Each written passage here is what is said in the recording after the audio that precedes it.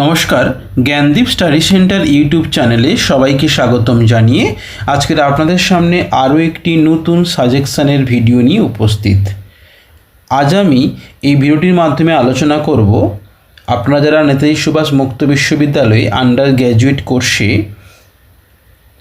Education honours নিয়ে পড়াশোনা করছেন, সেই এডুকেশন সাবজেক্টের CCED 3 এবং CC4 পেপারের ইম্পর্টেন্ট বা লাস্ট মিনিট সাজেকশান নিয়ে আমি আলোচনা করব।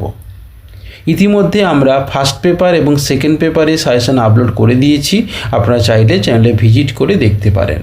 আর ভিডিওটি ভালো লাগলে যারা চ্যানেলে নতুন এসেছেন অবশ্যই চ্যানেলটিকে সাবস্ক্রাইব করে রাখবেন, লাইক করবেন এবং কমেন্ট করতে ভুলবেন না আপনারা কোন সাবজেক্টে কোন পেপারের লাস্ট মিনিট সাজেশন পেতে চাইছেন।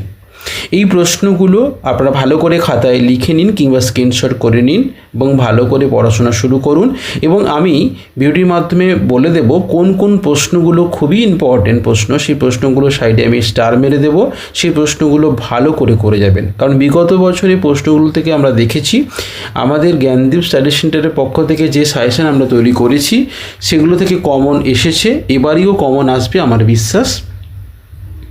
এছাড়া যারা অনার্স এবং পাসের যে কোনো সাবজেক্ট যে কোনো পেপারের নোটস এবং সাজেশন কালেক্ট করতে চাইছেন অবশ্যই স্ক্রিনে দেওয়া কন্ট্যাক্ট নাম্বারে যোগাযোগ করে নেবেন কিংবা ডিসক্রিপশান বক্সে আমাদের হোয়াটসঅ্যাপ গ্রুপের লিঙ্ক কিংবা হোয়াটসঅ্যাপ নাম্বার দেওয়া থাকবে, চাইলে আপনারা আমাদের সঙ্গে যোগাযোগ করতে পারেন।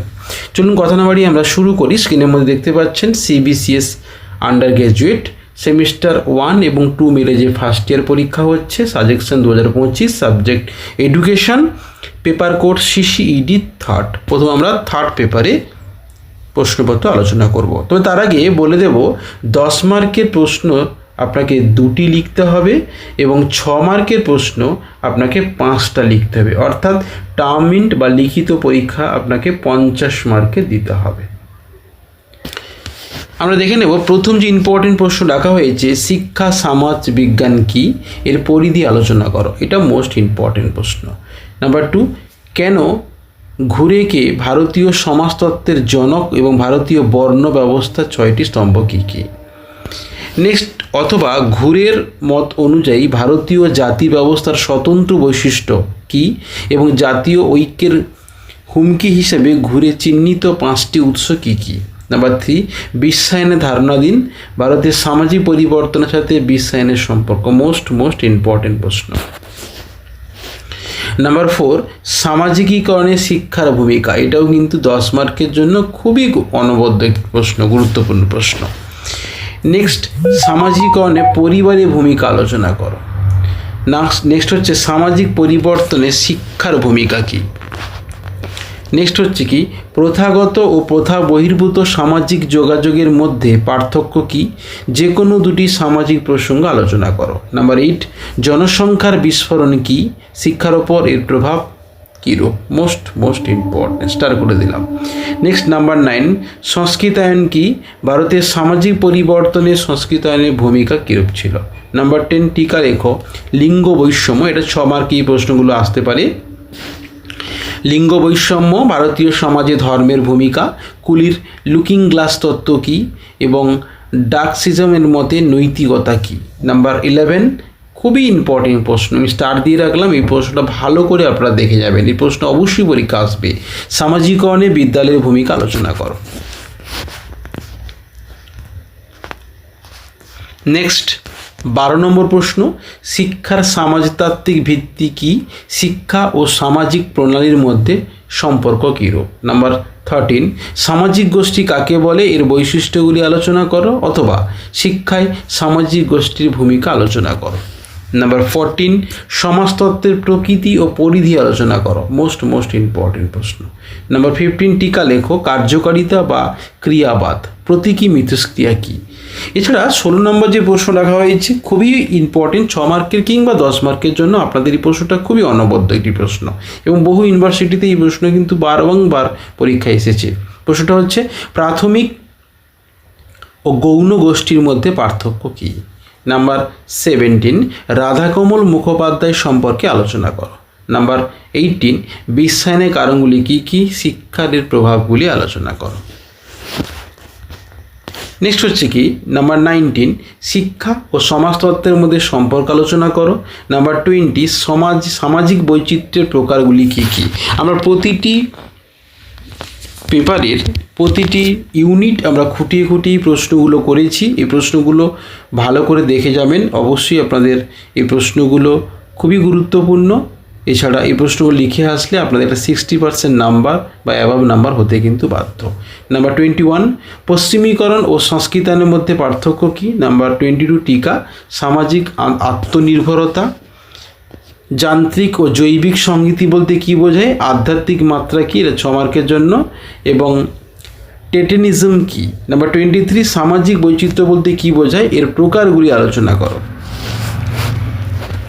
তো এই ছিল সিসিইডি থার্ড পেপারের লাস্ট মিনিট সাজেশন বা ইম্পর্টেন্ট প্রশ্ন। এই প্রশ্নগুলো আমি কতগুলি স্টার মেরে দিলাম, সেই স্টার মারা প্রশ্নগুলো অবশ্যই ভালো করে দেখে নেবেন। এরপর আমরা দেখে নেব সিসিইডি ফোর্থ পেপারের লাস্ট মিনিট সাজেশন। স্ক্রিনের মধ্যে দেখতে পাচ্ছেন সিসিইডি 4 সাজেশন 2025 সেমিস্টার 1 এবং 2 মিলে ফার্স্ট ইয়ার এডুকেশন। সিসিইডি 4 অর্থাৎ অনার্সের ফোর্থ পেপার। যে প্রশ্ন রাখা হয়েছে ইম্পর্টেন্ট, শিক্ষা মনোবিজ্ঞানের দুটি পরিধি আলোচনা করো। নাম্বার 2 শিক্ষামূলক মনোবিজ্ঞান কি। শিক্ষামূলক মনোবিজ্ঞান বা শিক্ষামূলক মনোবিদ্যার যে কোনো দুটি বৈশিষ্ট্য আলোচনা করো। নাম্বার 3 শিক্ষাগত মনোবিজ্ঞানের গুরুত্ব বা তাৎপর্য আলোচনা করো, অথবা মনোবিজ্ঞানের শিক্ষাক্ষেত্রে গুরুত্ব। মোস্ট ইম্পর্টেন্ট প্রশ্ন। নাম্বার 3 বুদ্ধি ও বিকাশের মধ্যে পার্থক্য। এই প্রশ্ন তো খুবই ইম্পর্টেন্ট প্রশ্ন। বহু পরীক্ষায় বহু ইউনিভার্সিটিতে এই প্রশ্নটা বারংবার বিভিন্ন পরীক্ষায় এসেছে। তো এই প্রশ্নটা অবশ্যই ভালো করে যাবেন, যেমন এই সোজা প্রশ্ন এবং খুবই ইম্পর্টেন্ট। বুদ্ধি ও বিকাশের মধ্যে পার্থক্য। প্রাক্ষবিক বিকাশ বলতে কী বোঝায়। নাম্বার 5 খুবই ইম্পর্টেন্ট প্রশ্ন, খুবই ইম্পর্টেন্ট, একদম 100% প্রশ্ন ইম্পর্টেন্ট। এটা সেটা হচ্ছে পিয়াজের মতে স্কিমা কি বিভিন্ন দিক থেকে শিক্ষাগত মনোবিজ্ঞানের দৃষ্টিকোণ সম্পর্কে আলোচনা করে। নাম্বার 6 নৈতিক বিকাশকে 6 মার্কের প্রশ্ন আসবে। কোহলবার্গের নৈতিক বিকাশে কয়টি পর্যায় লেখো। কোহলবার্গের নৈতিক বিকাশের তত্ত্ব আলোচনা করো। 10 মার্কের জন্য অনবদ্য প্রশ্ন এটি, এটা ভালো করে যাবেন এই প্রশ্নটা। নেক্সট প্রশ্ন হচ্ছে মনোবিজ্ঞান বলতে কী বোঝায়। এরিকসনের মনোসামাজিক বিকাশ তত্ত্বে আলোচনা করো। মোস্ট ইম্পর্টেন্ট প্রশ্ন। এই প্রশ্নগুলো খুবই মনোবিজ্ঞান, এরিকসন, কোহলবার্গ, পিয়াজের তত্ত্ব, এই প্রশ্নগুলো কিন্তু আপনি পাবেন এই প্রশ্নগুলোর মধ্য থেকেই। নেক্সট শিখনের বৈশিষ্ট্যগুলি আলোচনা করো। শিখন প্রভাব বিস্তারকারী কার্যকারী উপাদানগুলি কী কী। নাম্বার 9 শিখন ও পরিণমনের পার্থক্যগুলি কী, লেখো। খুবই ইম্পর্টেন্ট প্রশ্ন। নাম্বার 10 থর্নডাইকের প্রচেষ্টা ও ভুলের তত্ত্বটি মূল সূত্রগুলি আলোচনা করো। মোস্ট ইম্পর্টেন্ট প্রশ্ন। অবশ্যই চ্যানেলটিকে সাবস্ক্রাইব করে দেবেন, লাইক করবেন এবং কমেন্ট করতে ভুলবেন না। আর যারা নোটস এবং সাজেশন এখনও কালেক্ট করেননি, বহু ছাত্রছাত্রী আমাদের কাছ থেকে নিচ্ছে, তাই আপনিও চাইলে আমাদের কাছ থেকে নিতে পারেন। জ্ঞানদীপ স্টাডি সেন্টারের নোট সাজেশন মানে অনবদ্য এবং ভরসাযোগ্য নোট, যেটা লিখে কিন্তু আপনারা 60% এবার নাম্বার পেতে পারেন। হাই কোয়ালিটি এবং কম্পিউটার টাইপ নোটস। দেখে নেব নাম্বার 11 আত্মীকরণ বলতে কী বোঝায়। মোস্ট ইম্পর্টেন্ট 6 মার্কের জন্য। নাম্বার 2 মোস্ট ইম্পর্টেন্ট প্রশ্ন প্যাভলভের প্রাচীন অনুবর্তন তত্ত্বটি আলোচনা করো। সেক্ষেত্রে প্রাচীন অনুবর্তন তত্ত্বের প্রয়োগ আলোচনা করো। নাম্বার 13 স্কিনারের সক্রিয় অনুবর্তন তত্ত্বটি আলোচনা করো। নাম্বার 14 শিখনে গ্রেস্টাল মতবাদ আলোচনা করো এবং শেপিং কী। নাম্বার 15 শিখনের সংজ্ঞা দাও। প্রাচীন অনুবর্তন ও সক্রিয় অনুবর্তনের মধ্যে পার্থক্য লেখো। নাম্বার 16 গিলফোর্ড বুদ্ধিতত্ত্বে আলোচনা করো। নাম্বার 17 সৃজনশীলতা কী, এর বৈশিষ্ট্যগুলি কী কী। এবং নাম্বার 18 ব্যক্তিত্ব কী, ব্যক্তিত্বের বৈশিষ্ট্য ও প্রকৃতি লেখো। খুব ইম্পর্টেন্ট প্রশ্ন এটি। নাম্বার 19 একজন ব্যক্তির ব্যক্তিত্ব বিকাশে কীভাবে হয়ে থাকে বা ব্যক্তিত্বের বিকাশের স্তরগুলি আলোচনা করো। লাস্ট যে 3টি প্রশ্ন খুবই ইম্পর্টেন্ট। অ্যালপার্টের ব্যক্তিত্ব সংরক্ষণের ধারণা তত্ত্বটি আলোচনা করো। এছাড়া 21 প্রশ্ন আইজ্যাক টাইপ ও সংরক্ষণ তত্ত্বটি আলোচনা করো। এবং নাম্বার 22 ব্যক্তিত্বের শিক্ষাগত তাৎপর্য। এই প্রশ্নগুলো খুবই ইম্পর্টেন্ট প্রশ্ন, আমি আলোচনা করে দিলাম সিসিইডি থার্ড পেপার এবং ফোর্থ পেপারের লাস্ট মিনিট সাজেশন। এর আগে আমি আলোচনা করে দিয়েছি সিসিইডি ফার্স্ট পেপার এবং সেকেন্ড পেপার। আপনার চ্যানেলে গিয়ে ভিজিট করে দেখতে পারেন।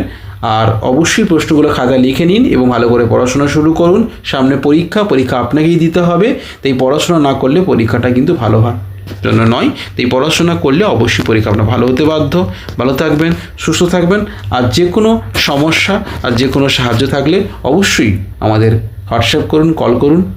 আপনাদের সদা সাহায্যে আমরা কিন্তু হাত বাড়িয়ে রয়েছি। ভালো থাকবেন, সুস্থ থাকবেন। ধন্যবাদ।